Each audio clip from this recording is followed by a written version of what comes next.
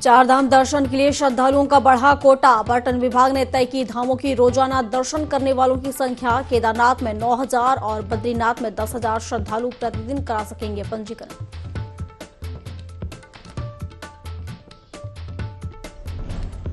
पूर्व मुख्यमंत्री त्रिवेंद्र सिंह रावत पहुंचे दूरस्थ गांव सवाड़। शहीद स्मारक पर वीर शहीदों को दी श्रद्धांजलि। सवाड़ में बने सैनिक संग्रहालय का किया मुआयना।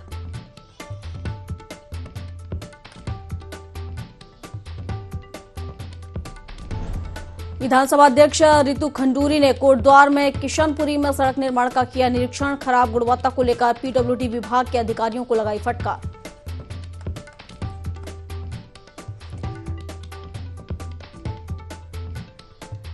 लोहाघाट पिथौरागढ़ एनएच में 12 कोट खोल का गुमोद के पास खाई में गिरी बोलेरो। 3 लोग गंभीर रूप से घायल, चालक की हुई मौत।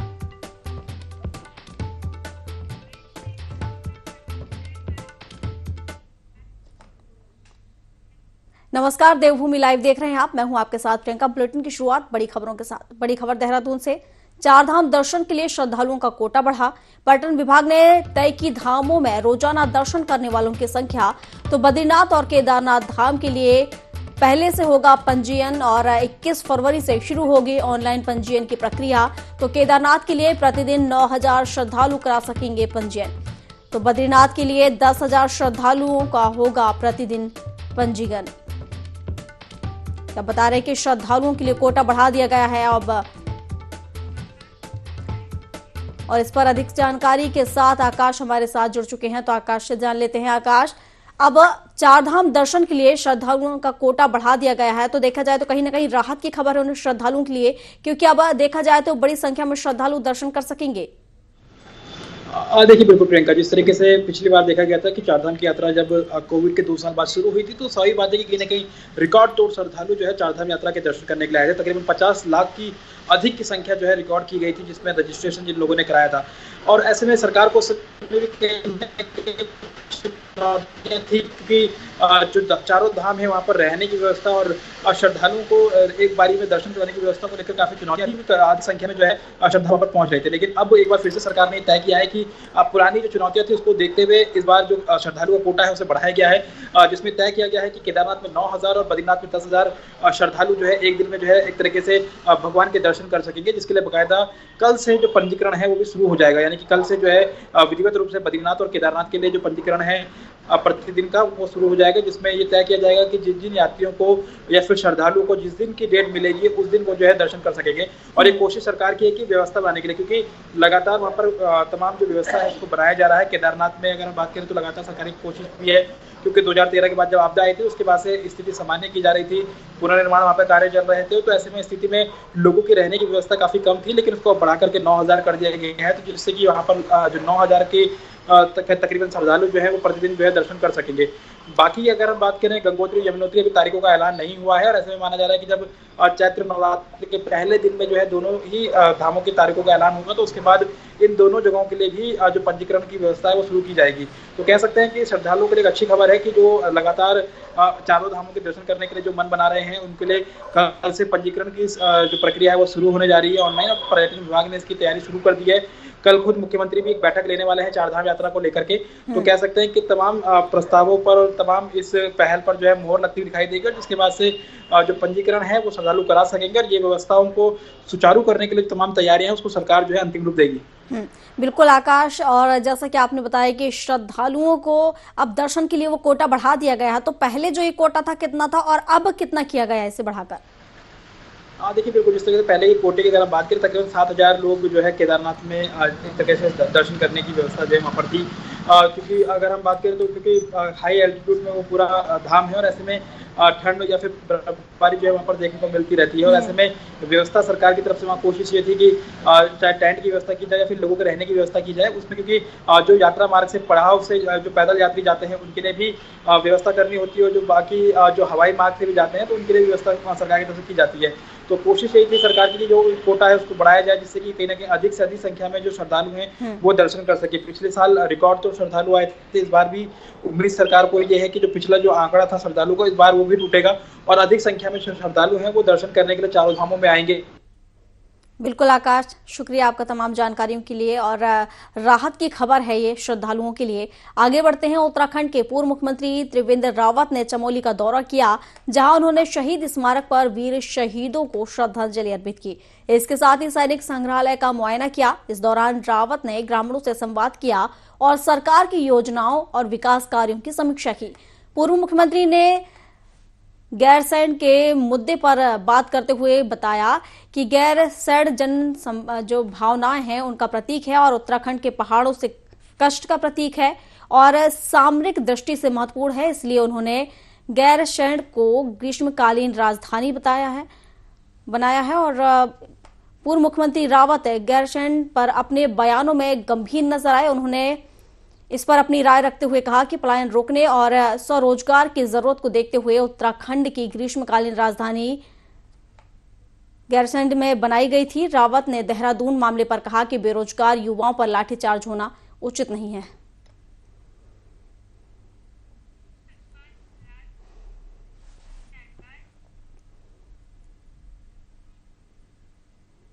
आगे बढ़ते हैं। प्रदेश सरकार पंचायतों को मजबूत करने की कवायद शुरू करने जा रही है, जिसको लेकर सरकार ने विभागीय स्तर पर रोड मैप तैयार करना भी शुरू कर दिया है।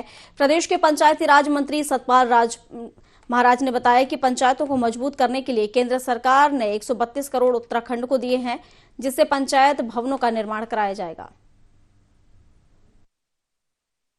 और पंचायतों के अंदर हम चाहते हैं कि पंचायतें मजबूत हो। अगर पंचायतें मजबूत होंगी तो देश मजबूत होगा, हमारा राज्य मजबूत होगा। उसके अंदर हमने स्थापना दिवस के लिए जो है घोषणा की है और स्थापना दिवस मनाया जाएगा। जो भी पंचायत गर्मी की शुरुआत होते ही वन्यजीव पानी की तलाश में आबादी वाले इलाकों में रुख करने लगते हैं।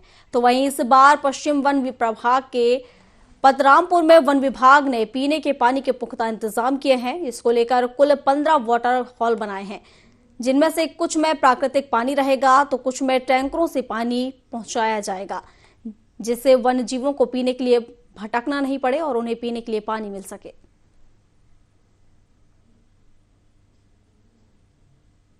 टाइम बहुत गर्मी का आने वाला है, ऐसे में वन्य जीव जो है आबादी की ओर न जाएं, उनको पीने के लिए स्वच्छ जो है अपना साफ पानी मिले उनको उनके प्राकृतिक आवास में। इसके लिए वन विभाग द्वारा पूर्व से ही लगभग 10-15 कच्चे पक्के वाटर हॉल पतरामपुर रेंज में बनाए गए हैं। अब हमारा ये अपने सर्वेक्षण चल रहा है कि किन जो प्राकृतिक स्रोत हैं वहाँ पर तो व्यवस्था ठीक है, जहाँ पर जो है प्राकृतिक स्रोत नहीं है वहाँ पर जो है तालाबों की उनकी मरम्मत करवा करके उसमें टैंकरों से पानी डाला जाएगा और जो है ताकि जो है जंगली जानवरों को आबादी की ओर जाने से बचाया जा सके। आबादी की ओर जाने पर उनको जानमाल का भी खतरा रहता है और प्राकृतिक आवास में उनको अगर पानी मिल जाता है तो फिर जो है उनकी जानमाल की भी रक्षा हो पाती है। मुख्यमंत्री पुष्कर सिंह धामी दिल्ली दौरे पर हैं, जहां उन्होंने कुछ केंद्रीय मंत्रियों से मुलाकात की। दिल्ली पहुंचे मुख्यमंत्री पुष्कर सिंह धामी ने केंद्रीय गृह मंत्री अमित शाह और भाजपा के राष्ट्रीय अध्यक्ष जेपी नड्डा से भी वो मुलाकात कर सकते हैं, जिसमें वे कई नेताओं को सौंपे जाने वाले नए दायित्व पर चर्चा हो सकती है। 23 मार्च को धामी सरकार के कार्यकाल को 1 साल पूरा होने वाला है। ऐसे में चर्चा है कि जल्द ही कुछ नेताओं को बड़ा दायित्व मिल सकता है।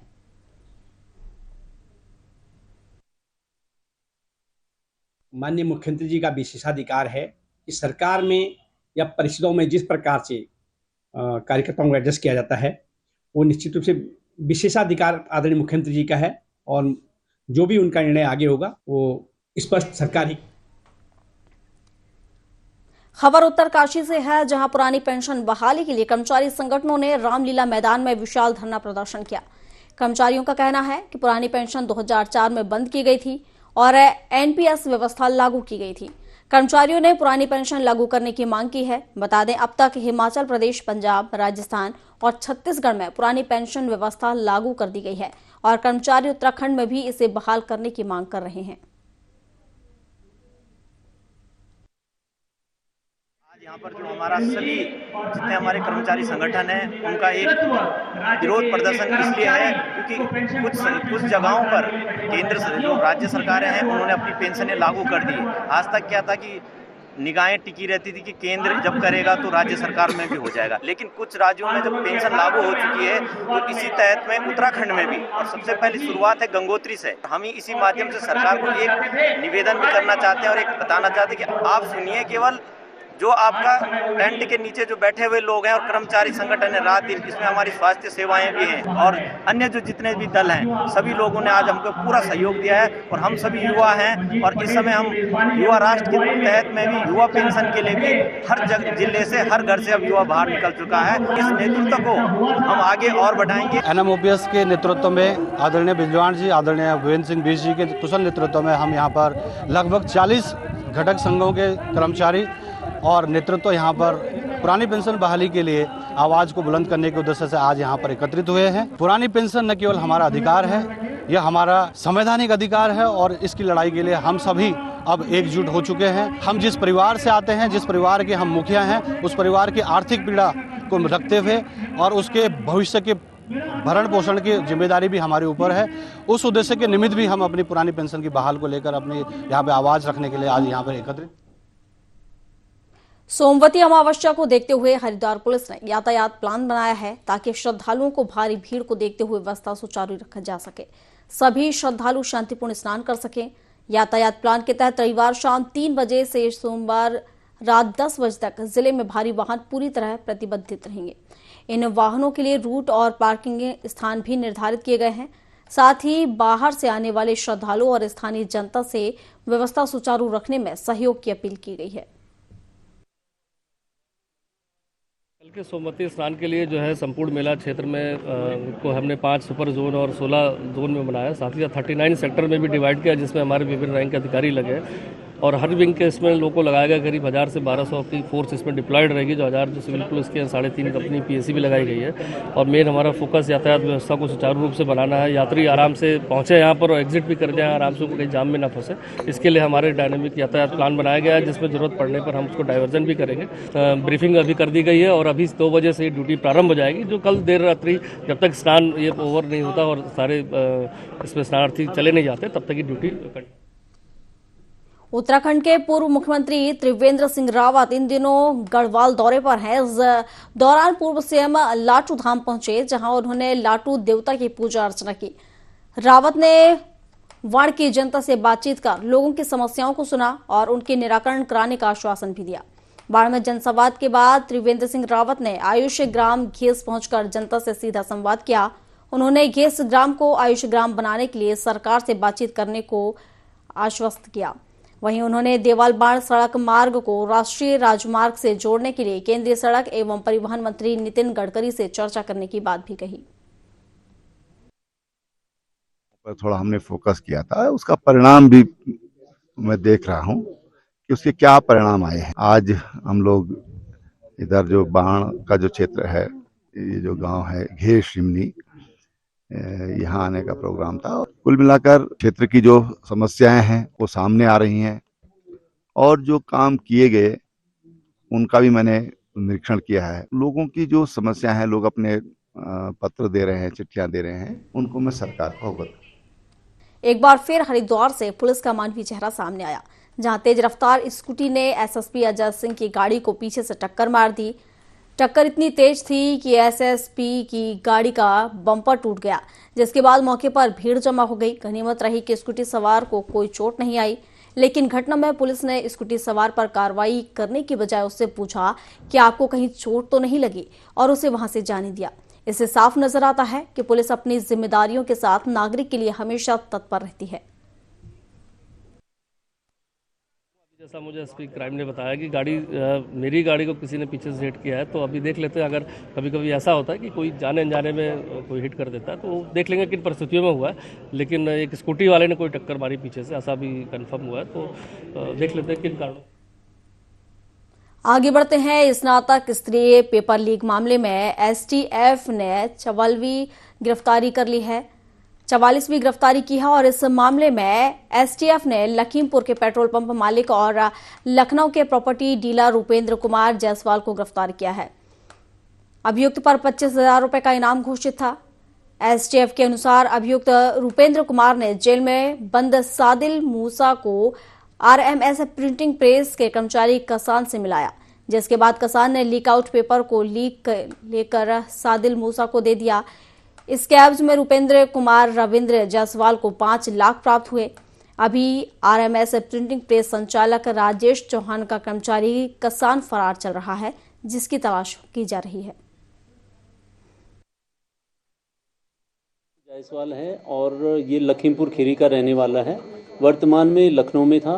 जो 5 दिसंबर 2021 में जो वीडियो VPDO का एग्ज़ाम हुआ है, उसमें RMS सॉल्यूशन जो कि पेपर को प्रिंट करते हैं कंपनी, उसके ओनर जो राजेश चौहान है, जो अभी मुख्य अभियुक्त हैं हमारे और जेल में अभी निरुद्ध हैं, तो उन्हीं के कोई जो कंपनी का व्यक्ति है, कोई कसान और सादिक मूसा, जो इसको जानता है, सादिक मूसा को 5 लाख रुपए में इसने पेपर उपलब्ध कराया कसान से मिलकर। तो ये इसकी भूमिका थी मुख्य रूप से। और अभी जो है इसके पीछे हमारी टीमें लगातार लगी हुई थी तब से ही, और इस पर 25,000 का इनाम भी घोषित किया है और अभी कल जो है इसकी गिरफ्तारी हुई है। भगवानपुर के डाडा जलालपुर गांव में ग्रामीणों ने विरोध प्रदर्शन शुरू कर दिया। दरअसल प्रशासन ने ग्रामीणों को महाशिवरात्रि के दिन शोभा यात्रा निकालने की अनुमति नहीं दी, जिसके चलते ग्रामीण आक्रोशित हो गए। बता दें कि बीते साल गांव में शोभा यात्रा के दौरान 2 समुदायों के बीच बवाल हो गया था, साथ ही आगजनी भी देखी गई। इसी को देखते हुए प्रशासन ने इस बार शोभा यात्रा की अनुमति नहीं दी। ग्रामीणों के विरोध प्रदर्शन को देखते हुए प्रशासन ने धारा 144 भी लागू कर दी। वहीं दूसरी ओर नाराज ग्रामीणों ने अपने घर के बाहर पोस्टर चस्पा कर दिए, जिसमें लिखा है कि उनकी धार्मिक स्वतंत्रता का हनन किया जा रहा है। इसी की वजह से वह मकान बेचकर गांव से पलायन करने को मजबूर हैं। जिसके बाद ग्रामीणों ने हंगामे को देखते हुए पुलिस प्रशासन ने शोभा यात्रा शांतिपूर्ण रूप से संपन्न करवाई। क्योंकि आजकल आप देख रहे हैं कि शीतकालीन कांवड़ चल रहा है। कुछ कांवड़िए जो है पैदल अपना जल लेकर के जो प्राचीन शिव मंदिर है उसमें उनको चढ़ाना था। लोकल लोग भी हैं, उनको चढ़ाना था। कांवड़िए आप जानते हैं कि अपने वाहन से, कई ट्रैक्टर से आते हैं, तो उन्हीं को जो है शांति और व्यवस्था के दृष्टिगत, और पिछला जो हमारा एक्सपीरियंस रहा है डाडा जलालपुर का, उसके दृष्टिगत ये पुलिस फोर्स तैनात किया गया था। ये जो जल चढ़ाने का कार्यक्रम था वो संपन्न हो गया। कहीं कोई विवाद किसी किस्म का नहीं था। हम खुद समझ नहीं पाए कि प्रशासन ने क्यों इसको इश्यू बना दिया बेवजह का। अगर जो व्यवस्था बाद में प्रशासन ने दी है, अगर यही व्यवस्था वो हमें कल दे देते तो कोई दिक्कत नहीं थी किसी किस्म की। गाँव में किसी प्रकार का कोई विवाद नहीं है। एक विवाद कभी हुआ था, उसके बाद में रामलीला हुई, आपने देखा भी होगा, कोई विवाद किसी किस्म का नहीं हुआ। और आपकी तिरंगा यात्रा हुई, कहीं विवाद नहीं हुआ। रविदास जयंती हुई, कोई विवाद नहीं हुआ। आज ये भी कोई विवाद नहीं हो। ये परंपरागत रूप से सदियों से चली आ रही है। डाडा जलालपुर में जो शोभा यात्रा निकाली जाती है, उस शोभा यात्रा को लेकर के आज गाँव वाले उत्साहित थे। में एक घटना हुई थी, वो साजिशन घटना थी, लेकिन एक ये हमारा गांव जो है सौहार्द वाला गांव है, जो आपस में मिलजुल के इसमें कार्रवाई होती है। जो इतने भी त्यौहार होते हैं, 40-50 वर्षों से यहाँ रामलीला चलती है, तो ऐसा कोई विषय नहीं है कि जहाँ पे ज़्यादा हुड़दंगबाजी की कोई बात नहीं। जोशीमठ आपदा प्रभावितों के लिए उद्यान विभाग की भूमि पर 3 मॉडल प्री फैब्रिकेटेड घर बनाए जा रहे हैं, जिसमें से एक 1 BH प्री फैब्रिकेटेड घर का निर्माण कार्य पूरा हो चुका है। वहीं शेष 2 और 3 BH के घरों का निर्माण कार्य 1-2 दिन में पूरा हो जाएगा, जिसे देखने के लिए आपदा प्रभावित भी पहुंच रहे हैं। वहीं झाक गांव के 15 प्री फैब्रिकेटेड घरों का निर्माण कार्य अंतिम चरण में है। प्रभावितों का कहना है कि ये भवन फिलहाल रहने लायक हैं, लेकिन इसको बनाने में देरी हो रही है। भवन बनने में हो रही देरी को लेकर प्रभावित नाराज हैं।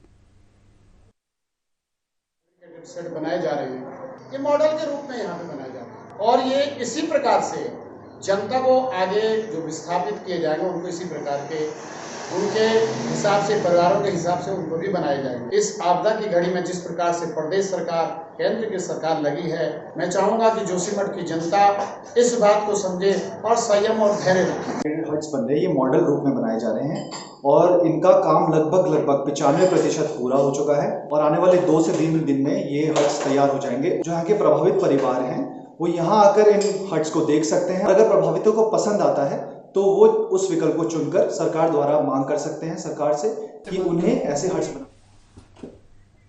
देहरादून में विभाग नई पहल करने जा रहा है, जिसके लिए विभाग ने कार्य भी शुरू कर दिया है।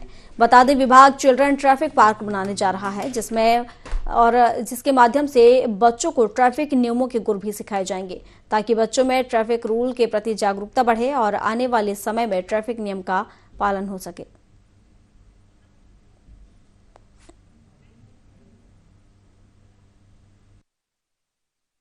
जगह हो पार्क के रूप में जहां बच्चों को ट्रैफिक के डिफरेंट जो नियम हैं, रूल्स एंड रेगुलेशन है, उसके बारे में बताया जाए। बच्चों को वहां बुलाएंगे हम लोग ट्रैफिक पार्क में, वहां उनको बताएंगे और एक तरह से गेम भी उसमें हम लोग शामिल करने जा रहे हैं। ऐसे तो बड़े स्केल में बनाने की बात चल रही है कि कुछ एग्जिस्टिंग जो पार्क हमारे हैं, उन पार्कों में कुछ जगह हमें मिल जाए तो वहां हम लोग बना सकते हैं।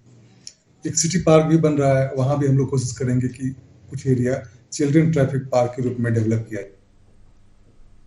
मुख्यमंत्री पुष्कर सिंह धामी ने नई दिल्ली में केंद्रीय मंत्री भूपेंद्र यादव से मुलाकात की, जहां उन्होंने केंद्रीय मंत्री भूपेंद्र यादव से 4 नदियों की वन स्वीकृतियां इस सत्र के अंत तक विस्तार किए जाने की मांग की। गौला, शारदा, दावका और कोसी की वन स्वीकृतियां विस्तार की मांग की। साथ ही आगामी 10 वर्षों तक नवीनीकृत करने के लिए निर्देशित करने का अनुरोध किया। इस पर वन मंत्री भूपेंद्र यादव ने जल्द ही उचित कार्यवाही करने का आश्वासन दिया।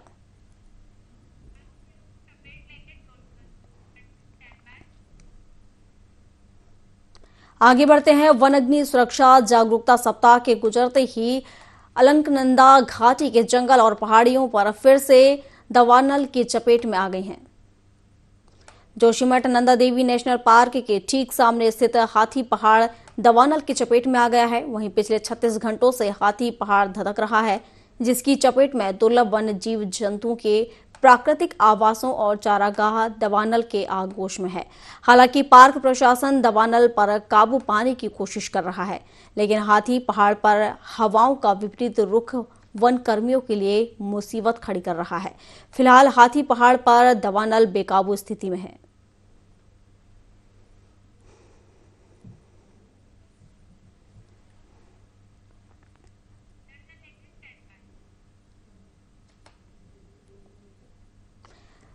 लक्सर में दहेज में 5 लाख रुपए और कार मांगने का मामला सामने आया है। लश्कर कोतवाली पुलिस ने वर पक्ष के 6 लोगों के खिलाफ मामला दर्ज किया है। पुलिस ने दहेज प्रतिषेध अधिनियम 1961 की धारा 3 और 4 के अंतर्गत मामला दर्ज किया है। पुलिस के अनुसार भोगपुर निवासी जयप्रकाश ने बताया कि मऊ उत्तर प्रदेश निवासी संदीप यादव के साथ उनकी पुत्री का संबंध तय किया गया था।